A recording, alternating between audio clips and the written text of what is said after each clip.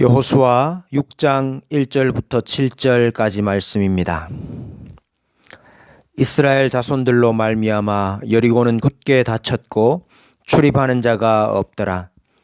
여호와께서 여호수아에게 이르시되 보라, 내가 여리고와 그 왕과 용사들을 내 손에 넘겨 주었으니 너희 모든 군사는 그 성을 둘러 성 주위를 매일 한 번씩 돌되 엿새 동안을 그리하라. 제사장 7은 7 양각 나팔을 잡고 언약궤 앞에서 나아갈 것이요 7째 날에는 그 성을 7번 돌며 그 제사장들은 나팔을 불 것이며 제사장들이 양각 나팔을 길게 불어 그 나팔 소리가 너희에게 들릴 때에는 백성은 다 큰 소리로 외쳐 부를 것이라. 그리하면 그 성벽이 무너져 내리리니 백성은 각기 앞으로 올라갈지니라 하시매, 눈의 아들 여호수아가 제사장들을 불러 그들에게 이르되 너희는 언약궤를 메고 제사장 7은 양각 나팔 7을 잡고 여호와의 궤 앞에서 나아가라 하고 또 백성에게 이르되 나아가서 그 성을 돌되 무장한 자들이 여호와의 궤 앞에서 나아갈지니라 하니라. 아멘. 드디어 가나안 정복이 시작됩니다. 6장부터 8장은 가나안 중부 지역, 9장부터 10장은 남부 지역, 11장부터 12장은 북부 지역을 정복하는 것으로 전개됩니다. 가나안의 첫 번째 성은 여리고 성이었습니다. 이스라엘의 첫 번째 전투는 여러 가지로 의미가 있습니다. 먼저 이스라엘이 전쟁을 수행하는 방법을 보여줍니다. 이스라엘이 어떻게 가나안을 정복할 수 있는지를 보여주는 하나의 본보기가 되겠습니다. 그래서 여리고성에 대한 언급이 이후에도 자주 나옵니다. 예를 들어 아이성을 정복할 때에도, 또 아모리 연합군을 정복할 때에도 이 여리고성의 전투가 본보기로 언급이 됩니다. 가나안의 첫 번째 성이자 큰 성인 여리고가 가로막고 있습니다. 고대의 성을 정복하고 차지하는 방법은 크게 3가지였습니다. 첫째는 속임수나 위장으로 성 안으로 들어가 성을 점령하는 것입니다. 그리스의 트로이 목마와 같은 방법이 그렇겠지요. 또 군대가 도시를 직접 파괴하거나 혹은 도시 방어벽이 약한 곳을 넘어가거나 아래로 통과하는 방법이 있었습니다. 성문을 부순다든지 성벽에서 방어가 취약한 부분을 공략하는 방법입니다. 또 성을 포위하여서 성 안의 백성들이 항복할 때까지 보급선을 차단하는 방법도 있었습니다. 그래서 먹을 것이나 마실 것이 없어서 결국 항복하도록 만드는 방법이었습니다. 그런데 여리고성 함락은 전혀 엉뚱한 방법이었죠. 하루에 한 바퀴씩 성을 도는 것이었습니다. 그리고 7째 날에는 7바퀴를 도는 것입니다. 이처럼 우스꽝스러운 일이 어디 있겠습니까? 여리고성 주민들은 말할 것도 없고 이스라엘이 스스로 생각해도 우스운 방법이었습니다. 그런데 하나님은 이 같은 방법으로 여리고성을 무너뜨리십니다. 왜 그렇습니까? 성을 무너뜨리는 분은 하나님이십니다. 전쟁을 하시는 분은 하나님이십니다. 가나안을 정복하게 하시는 분이 바로 하나님이십니다. 하나님이 이스라엘에게 원하시는 것은 그 사실을 인정하는 것입니다. 2절 말씀에 여호와께서 여호수아에게 이르시되 보라, 내가 여리고와 그 왕과 용사들을 내 손에 넘겨 주었으니, 이미 하나님은 여리고를 여호수아의 손에 넘겨 주셨습니다. 하나님께서 약속하신 것입니다. 이제 백성에게 요구되는 것은 그 약속에 대한 믿음입니다. 그 믿음은 말씀에 대한 순종으로 나타나지요. 하나님께서 이처럼 어처구니가 없고 말도 안 되는 방식의 전투를 하게 하시는 이유가 무엇입니까? 바로 이스라엘에게 이 믿음을 시험하시는 것입니다. 하나님의 약속과 말씀에 대한 순종을 테스트하시는 것입니다. 고린도전서 1장 25절에 하나님의 어리석음이 사람보다 지혜롭고 하나님의 약하심이 사람보다 강하니라. 하나님은 이 사실을 고백하기를 원하십니다. 그래서 히브리서 11장 30절에는 믿음으로 7일 동안 여리고를 도니 성이 무너졌으며 그랬습니다. 여리고 성을 도는 행위가 바로 믿음의 행위였음을 말하고 있습니다. 그렇습니다. 약속을 받아 누리는 방법이 무엇입니까? 가나안을 차지하는 길이 무엇입니까? 하나님을 인정하는 것입니다. 약속하신 것을 믿는 것입니다. 그 말씀이 어리석어 보이더라도 순종하는 것입니다. 그때에 하나님께서 어떤 결과를 주셨습니까? 사람이 손가락 하나 되지 않고 성이 무너지는 결과를 주셨습니다. 백성들은 성을 돌기만 했습니다. 정확하게 말하자면 언약궤와 나팔 소리가 성을 돌았고 백성들은 그 뒤를 따랐다라고 말하는 것이 옳습니다.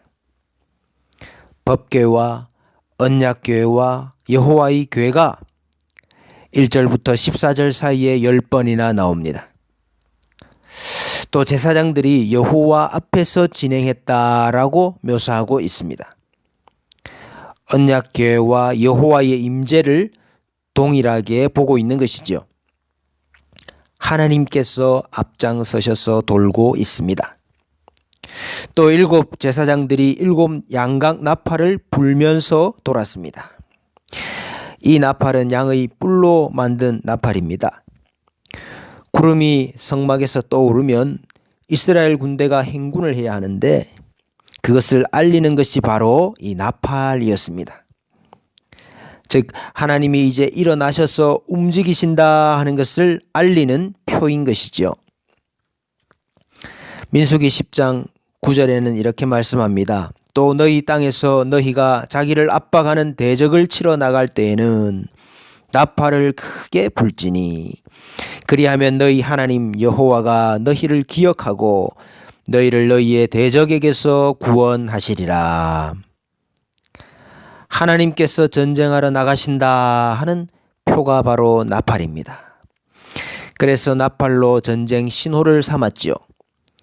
병사들을 소집하거나 전쟁을 중단시키거나 또 승리를 알릴 때에 나팔을 불었습니다. 또 예배 때에도 나팔을 사용했습니다. 왜냐하면 나팔 소리가 하나님의 임재를 상징하기 때문이었습니다. 언약궤와 나팔 소리가 앞서 나가는 전쟁입니다. 언약궤와 나팔이 앞서 성을 돈 것은 바로 하나님이 하신다 하는 것을 보여주기 위함입니다. 이 하나님의 일하심 앞에 백성이 한 일이 무엇입니까? 따라돈 것입니다. 침묵입니다. 백성들에게는 아무 말도 하지 말라 했습니다. 성을 정복하는데 손가락 하나도 되지 않았습니다. 백성이 한 일이 아무것도 없다 하는 뜻입니다. 누가 일하십니까? 하나님이 일하십니다. 우리에게 요구하시는 것은 하나님이 하신다 하는 믿음인 것입니다. 하나님께서 우리 앞에 난공불락을 두시는 이유가 무엇입니까? 우리의 믿음을 시험하시기 위함입니다. 우리의 믿음을 테스트하시기 위함입니다. 너는 정말로 내가 한다는 사실을 믿느냐? 우리가 이 믿음을 드러낼 때에 우리의 손으로가 아니라 하나님의 손으로 이루시는 역사를 경험하게 될 것입니다. 살면 살수록 큰 성 여리고를 많이 만납니다. 하나님의 약속을 가로막는 큰 대적들과 장애물들을 만납니다. 그러나 하나님께서 앞서 가신다는 이 믿음을 잊지 마십시다. 우리의 눈과 귀를 열어서 우리 앞서 가시는 언약궤와 나팔 소리를 보고 듣는 백성들이 되십시다.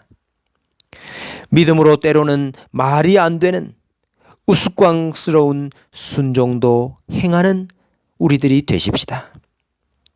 그때 우리 앞에 큰 성 여리고가 무너지는 놀라운 역사와 경험을 하게 될 줄로 믿습니다.